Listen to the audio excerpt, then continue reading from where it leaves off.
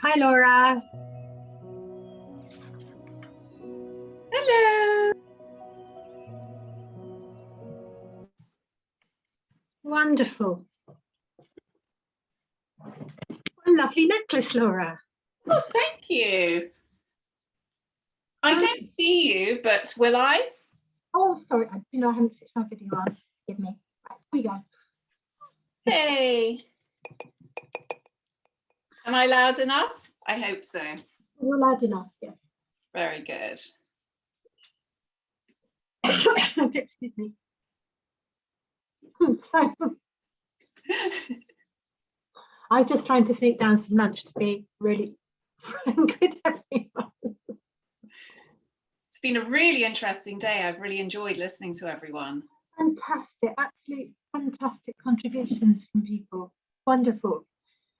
So I might as well introduce you now. So everybody who's here, this is Laura Bridge, and Laura is really somebody whose background is chefing at the highest level. We are talking royalty, sort of actual and pop royalty. Yes, from Prince to Prince Charles. When we were talking yesterday, one of the interesting things that you said, Laura, was that you just decided it was no good food just looking pretty if it wasn't pretty good for you as well. Absolutely. So that's why Laura retrained in Ayurveda, and so she's got all this chefing expertise to create food that looks good, tastes good, and actually does you good. And I know that sounds like an ad. And those who are members and who have seen our newsletters know that Laura's been doing a wonderful series, and she takes photos of the recipes for the month that she does, and they're the most lovely photographs. They really are. And you just go, that food looks so delicious. Absolutely wonderful.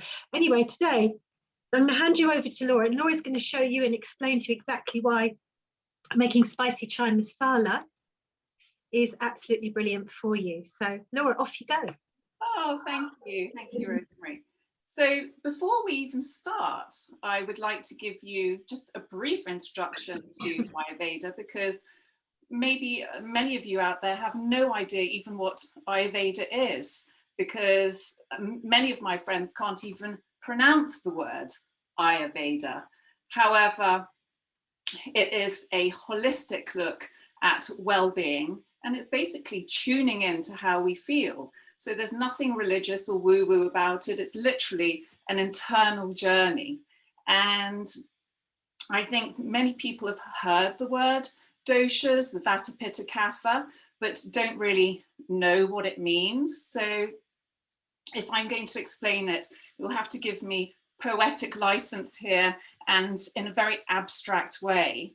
The doshas are all inside all of us, and normally one is more prevalent. So the Vata dosha is all about movement, and when it gets out of whack, then we're a little bit space cadet. When we have Pitta, Pitta is about metabolism, and when that's out of whack, we can get sort of hangry, angry, it's blood to the head and a little bit kind of aggressive.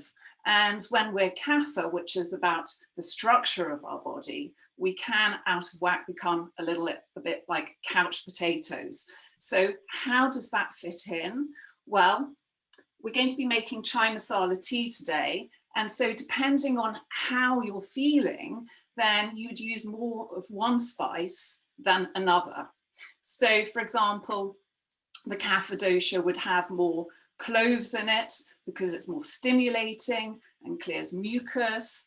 The Pitta dosha would probably have raw milk in it because it's cooling for the body. And when I say raw, I really do mean raw milk, because the milk that we tend to buy in the shops is a product. It is not how nature intended. It's not a cow roaming freely and we're just taking excess of its milk. It is milk that's pasteurized. It's cows that are forced to give up their milk. And so it's not really as nature intended. So the Vata dosha would probably have a little bit more nutmeg in the tea because it's more calming. So before we even start, I think it's really nice to have a look at how is our kitchen? Is our kitchen, do we see it as a sacred space? Do we have clear surfaces everywhere? And is it a nice place to be in? I mean, is it possible that we can not use our microwave? Because our microwave, it changes the molecular structure of our food. And we want that vitality in the food to give ourselves vitality. And if we respect the fact that everything that we eat and consume, whether it's animal or vegetable, has given up its life to feed us, then we should show some respect towards it. And I also think that we shouldn't have a radio in the background, for example, with all the adverts that pump us with that negativity of not good enough, when we are just all perfect in our way, and we're all unique, and we all have different doshas on different days being more prevalent. So another thing I'd like to address is our attitude in the kitchen, because when we come into the kitchen, if we're feeling like completely stressed, then we're more likely to burn our food, cut ourselves, make a mess everywhere. And so if our intention is to feed and nurture ourselves, and for the people that we're feeding, and we want to nourish them and give them love and energy and vitality, then it's really good just to take pause and maybe take 3 really long, beautiful breaths, just to give ourselves a stance of just a calming nature. And because that energy will go into the food, and it will go into the people that we want to love and nourish. So the recipe that I've given you is a tridoshic recipe, which means it's good for all of the doshas.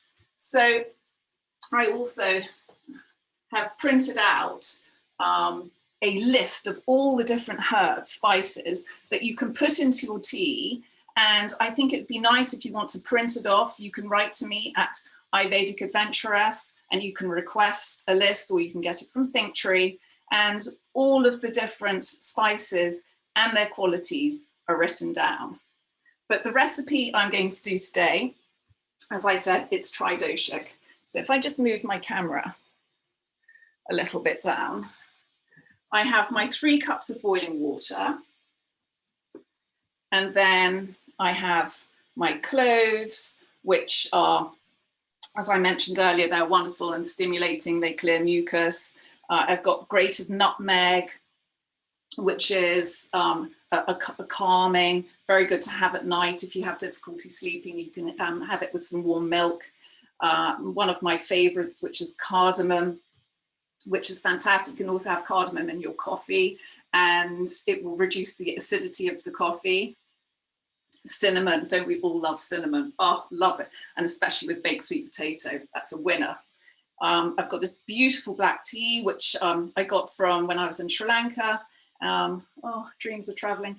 And I also have fresh ginger. So fresh ginger is wonderful for the digestion. And so all of these spices in their different ways can help with bloating, gas, circulation. And when you're making the tea, it can be a wonderful sort of meditation, and you can think about, it will give you the opportunity to think inside, how am I feeling today? Not concentrating on, well, I definitely know that I'm this dosha or that dosha, but no, you have all the doshas. So how are you feeling today? What do you need? Do you have a bit of a cold and you need to clear your sinuses? Ginger, fantastic for that. And do you want a little bit, more calm? Then definitely go for the nutmeg. an extra. And you can add loads of different other spices, but as I mentioned, this recipe is just for all of the different doshas. So I have my water boiling here, and I'm going to put in the spices, and I'm just going to allow those to cook for a couple of minutes. And then I'll add my tea. I actually make it quite a lot. And I put it in one of these cafetières, and then I have it all day. So the tea, which is wonderful, and it's full of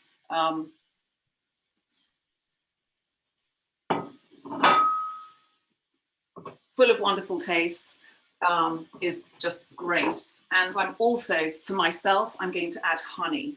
But please, a word of warning, we never put honey into anything that is cooking or boiling, because it changes the molecular structure of the honey, and it's a lot more difficult for the body to process. So always allow your tea to cool down a bit. So now I'm going to add in my tea. And if you don't have loose tea, just use tea bags. Wonderful. And for the milk that I use personally, I'm started to use oat milk. I love the taste, and I just feel a lot better on that. So now my milk is going in. And I'll grab a mug. I don't know if anyone's got any of these, but they're fantastic. You can keep the tea going for hours. They're just little suction plastic cups. I've got them on Amazon.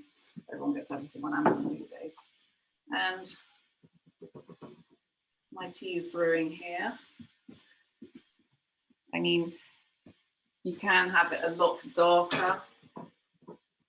You can add more tea. You can add more different spices. And, you know, for turmeric, for example, black pepper. But for me today, I have way too much heat, and I feel a little bit too, just too hot. So I just really don't want any black pepper. So I'm just going to keep it nice and cool.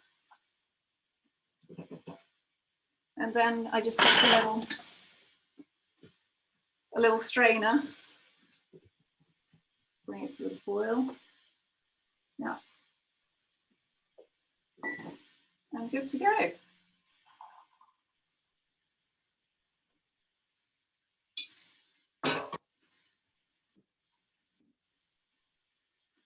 Cheers.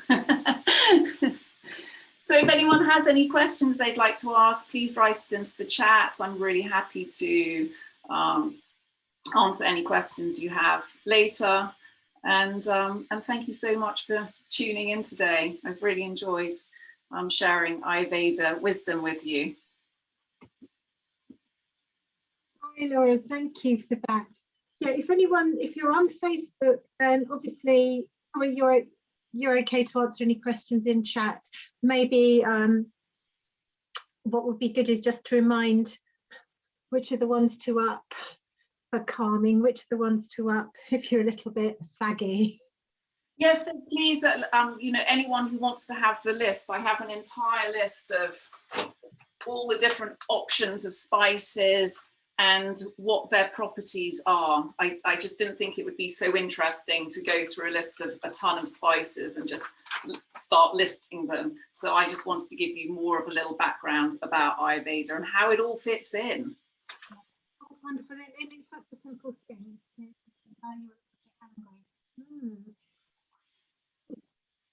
So I think, Rosemary, you could do with a nice stimulating cup today.